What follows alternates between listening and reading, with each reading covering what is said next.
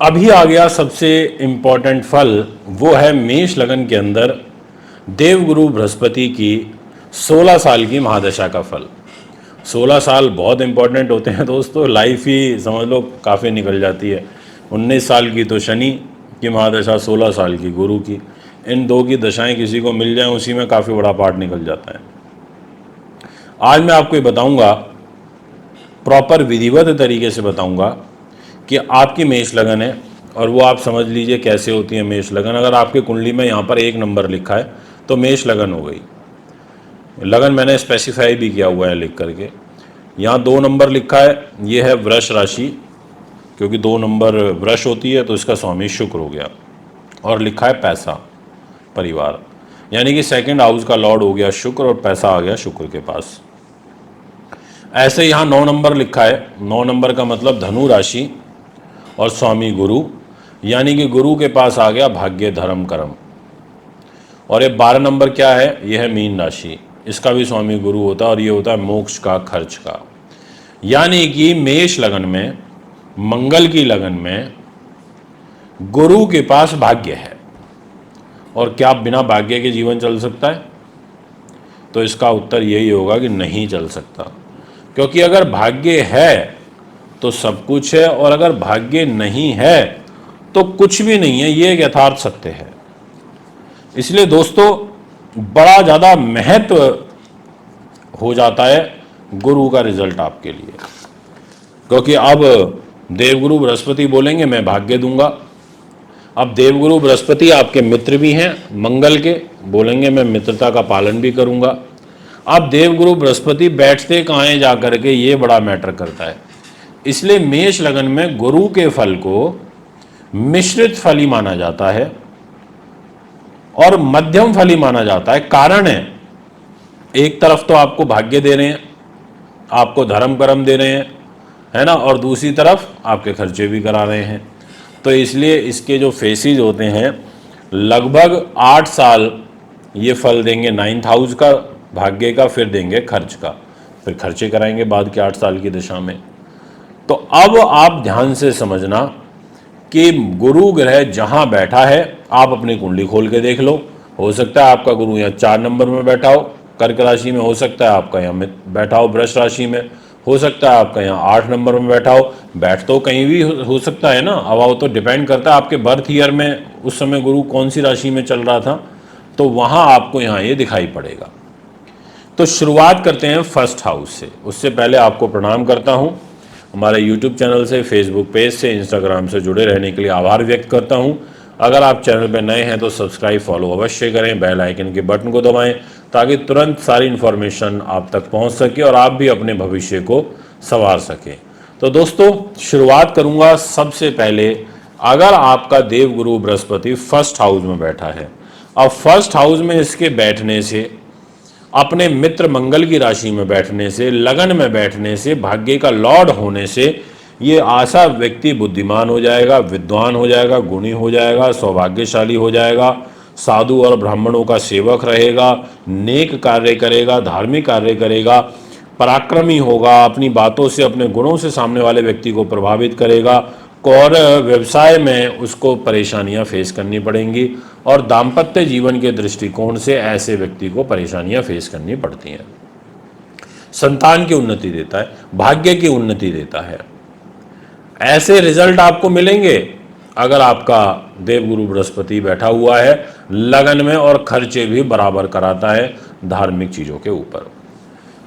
इसी प्रकार से अगर यही देवगुरु बृहस्पति मेष लगन में आपके सेकंड हाउस में बैठ जाए, और भाग्य की जिम्मेदारी है, अब बोलेगा मैं तो सेकंड हाउस में चला गया, ऐसी स्थिति में एक चीज अच्छी दे देगा कि आपके चेहरे की रूप खूबसूरती अच्छी दे देगा, आपके फेस में अट्रैक्शन दे देगा, आप भाग्यशाली बना देगा, आपको धार्मिक विचारों वाला बना देगा, क्योंकि भाग्येश होकर के सेकंड हाउस में बैठा है। आपकी वाणी में सौम्यता रहेगी, उदार हृदय के रहोगे, बुद्धिमान रहोगे, शिक्षित रहोगे, बट खर्चे एक तो काफी कराएगा, और दूसरा अपनी महादशा में जब चलेगी 16 साल की, या अगर आप पे चल रही है तो आप नोटिस करना आपके साथ ऐसा हो रहा होगा। गुरु की दृष्टि नीच राशि मकर पे रहेगी, नवम। तो कहने का मतलब हुआ कि यहाँ पर ये आपके कैरियर को डिस्टर्ब करेगा, कैरियर में आपके फ्लैक्चुएशन रहेगी और धन संचय करने में आपको अत्यंत संघर्ष करना पड़ेगा। जैसे अभी वर्तमान वर्ष 2024 में देवगुरु बृहस्पति आपके सेकंड हाउस में इस समय चल रहे हैं, तो यानी कि काफ़ी ज़्यादा महत्व रखेगा, बहुत ज़्यादा इंपॉर्टेंट फल आपका यहाँ देखने को मिलेगा। इसके अलावा देवगुरु बृहस्पति अगर यहाँ खुद भी पीड़ित हुए तो भी आपके धन को सोर्सेज को रोकेगा, पैसा आपके पास नहीं आने देगा, आपके रोग चोट शत्रु बाधा पे पैसे, बीमारियों में पैसे खर्च होते रहेंगे। यही देवगुरु बृहस्पति अगर आपका थर्ड हाउस के अंदर बैठा हुआ है, तीसरे घर में, अब इस घर के अंदर देवगुरु बृहस्पति का बैठने का मतलब है कि ये मिथुन राशि में बैठना, पर इसकी दृष्टि भाग्य पर रहेगी, ये एक अच्छी बात है। और एक दृष्टि आपकी रहेगी लाभ के घर में। तो अगर आपके गुरु की महादशा है और थर्ड हाउस में आपका बृहस्पति बैठा है तो आप पराक्रमी, भाग्यशाली, धार्मिक प्रवृत्ति वाले हो जाओगे।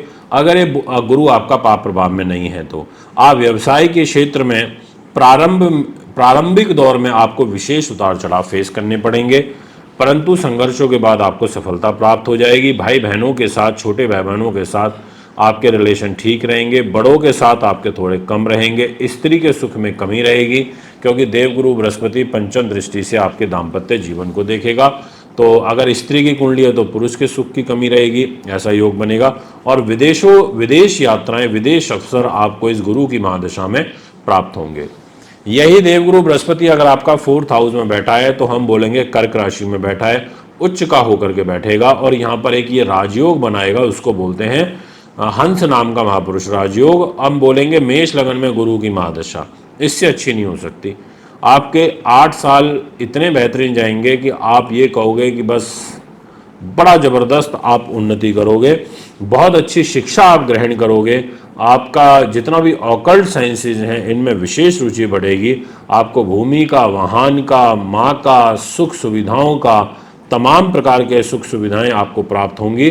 बट एक ड्रॉबैक रहेगा और वो ये कि गुरु की जो दृष्टि है वो शनि की राशि पर रहेगी, नीच राशि पर रहेगी, जिसके कारण आपको व्यवसाय में उतार चढ़ाव फेस करने पड़ेंगे, चैलेंजेस फेस करने पड़ेंगे और खर्चे भी आपके इस गुरु की महादशा में बराबर बने रहेंगे, क्योंकि यहाँ पर गुरु एक तो भाग्येश है और दूसरा आपका खर्च का भी, व्यय स्थान का भी स्वामी है। इस वजह से बाकी उच्च का है तो आपको सब चीज़ें वो दे देगा जो आपकी इच्छाएं थी, जो आप चाहते थे। कई बार पैसा व्यक्ति के पास आता है बट वो फिर भी सुख सुविधाएं नहीं ले पाता, ऐसा भी देखने को आया है। तो यहाँ पर ही आपको ये सब चीज़ दे देगा। यही आपका गुरु फिफ्थ हाउस में बैठा हो तो सिंह राशि में बैठेगा, हम बोलेंगे कि यहाँ ये आपके लिए बहुत अच्छे रिजल्ट देगा, क्योंकि ये त्रिकोण का 9th हाउस का स्वामी होकर के 5th हाउस में आ जाएगा। ऐसी स्थिति में आपको आकर्षक व्यक्तित्व देगा, अकस्मात धन लाभ देगा, धनी बनाएगा, धर्म कर्म के काम कराएगा, नीतिवान बनाएगा, बुद्धिमान बनाएगा, संतान सुख आपको देगा, आपकी लोकप्रियता का बढ़ाएगा, आपको उच्च प्रतिष्ठित पद पर बैठाएगा, सरकारी नौकरी भी आपको दिलवा सकता है, बड़े पदों पर आपको बैठा सकता है, आय के साथ साथ में खर्चे भी बढ़ाएगा। अब एक कंडीशन तब बढ़ जाती है, घट जाती है, जब अगर गुरु यहाँ पाप प्रभाव में होगा तो फिर नहीं दे पाएगा अपना रिजल्ट। यहीं ये शनि राहु के साथ बैठा होगा तो नहीं दे पाएगा, दृष्टि में होगा तो नहीं दे पाएगा, अगर यहाँ सूर्य से अस्त हो गया तो नहीं दे पाएगा। यही छठे भाव में चला जाए रोग चोट शत्रु बाधा के घर में तो भाग्य को लेके छठे घर में चला गया, यानी कि भाग्य को उन्नति की तरफ ले जाने में संघर्षपूर्ण परिस्थितियां और अड़चनें आपको फेस करनी पड़ेंगी। शत्रु पक्ष आपके ऊपर हावी होने की कोशिश करेगा, अकस्मात खर्च आपके काफ़ी ज़्यादा होंगे, आपको स्त्री सुख में कमी होगी। ऐसे ग्रह योग यहाँ पर देखने को मिलेंगे। यही गुरु अगर आपका सप्तम भाव में जाकर के बैठ जाए तो ऐसे में भाग्य का स्वामी होकर के सप्तम भाव में बैठा है और आपके ऊपर गुरु की महादशा आ जाए, मेष लगन अगर आपकी है तो आपको प्रभावशाली जीवन साथी दे देगा। इस गुरु की महादशा में आपके जीवन साथी के माध्यम से आपका भाग्य चमकेगा, धार्मिक प्रवृत्ति का आप भी रहोगे, आपका जीवन साथी भी रहेगा, साहसी पराक्रमी भी रहोगे। व्यवसाय के क्षेत्र में निश्चित तौर पर थोड़े चैलेंजेस रहेंगे क्योंकि गुरु का केंद्रीय प्रभाव व्यवसाय के घर पर रहेगा चतुर्थ पर। लगन को देखेगा तो मान सम्मान को बढ़ाएगा, इसमें किंतु परंतु नहीं है। खर्चे इस गुरु की महादशा में डेफिनेटली होने ही होने हैं, चाहे वो किसी भी घर में बैठ जाए, पर यहाँ जो खर्चे होंगे वो जीवन साथी के ऊपर ज़्यादा होंगे। आपका जीवन साथी खर्चीला हो सकता है, ऐसा योग आपका यहाँ पर मुझे दिखाई देता है। बस थोड़ा सा यही है कि पर्सनल लाइफ डिस्टर्ब हो जाती है क्योंकि यहाँ पर गुरु शत्रु राशि के अंदर बैठेगा।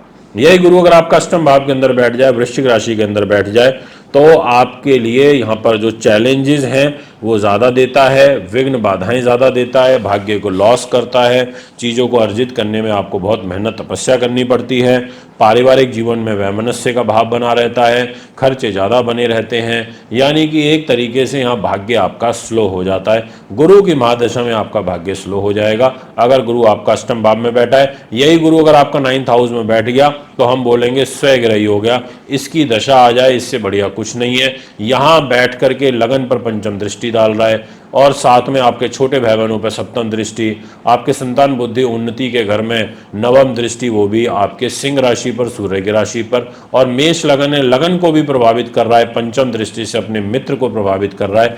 यानी कि ये आपके लिए बहुत अच्छा हो जाएगा, आपके भाग्य के लिए, आपकी उन्नति के लिए, आपके विदेश के लिए, मतलब एक तरीके से एक तरफा राज आपका यहाँ पर चलेगा। इस गुरु की महादशा में खर्चे पर यहाँ बढ़े रहेंगे ज़रूर, ये मैं आपसे कह देता हूँ। यही अगर आपका यहाँ कर्म भाव पे बैठा हो, कर्म का लॉस कर देगा, नीच का हो जाएगा। और अगर मेष लगन है और आपका गुरु इस 10th हाउस में बैठा है तो आप बहुत चैलेंजेस फेस कर रहे होंगे, मुझे कमेंट में लिख देना, 100% मैं आपको कह सकता हूँ। नीच हो जाने के कारण पैसा नहीं रुक पाएगा, भाग्य की हानि होगी, इन लॉस की तरफ से कष्ट होगा, खर्चे ज़्यादा बढ़ेंगे, लाइफ की स्टेबिलिटी ठीक से नहीं रह पाएगी, आपको काफ़ी परेशानियों का दौर फेस करना पड़ेगा, ऐसा आपकी कुंडली कहती है। यही गुरु अगर आपका लाभ स्थान में बैठा है, कुंभ राशि के अंदर बैठा है, तो उच्च विद्या प्राप्ति का योग बनेगा, आप काफ़ी विद्वान हो जाओगे, आप व्यवहार के कुशल हो जाओगे, आप मिलनसार प्रकृति के हो जाओगे, आप गुणवान हो जाओगे, आप अपनी मेहनत से, अपने भाग्य से आपको लाभ प्राप्त होगा। बस आर्थिक क्षेत्र में थोड़ी कठिनाइयाँ इसलिए हो जाएंगी क्योंकि ये खर्चे आपके यहाँ ज़्यादा कराएगा। यही गुरु अगर आपका 12वें भाव में बैठा है, भाग्य को लेकर के 12वें भाव में बैठ गया और फिर आपके ऊपर दशा आ गई गुरु महाराज की, तो ऐसी स्थिति में ये आपके रोग चोट शत्रु बाधा पर पैसे खर्च कराएगा और भूमि मकान जमीन जायदाद के कार्यों पर आपके पैसे खर्च होंगे। ये एक अच्छी बात है कि इस गुरु की महादशा में आप प्रॉपर्टी वगैरह बना लोगे, मन से आप अच्छे हो जाओगे। बस भाग्य जो है वो आपका ज़्यादा आपको मेहनत करनी पड़ेगी, उसके बाद आपका साथ देगा, ऐसी ग्रह स्थिति बनी रहेगी और वैवाहिक सुख में आपके कमी देखने को मिलेगी। तो ये है आपका मेष लगन के अंदर देवगुरु बृहस्पति का फल। अगर आप भी कुंडली बनवाना दिखवाना चाहते हैं महादशा का फल तो आप हमें संपर्क कर सकते हैं। नमस्कार।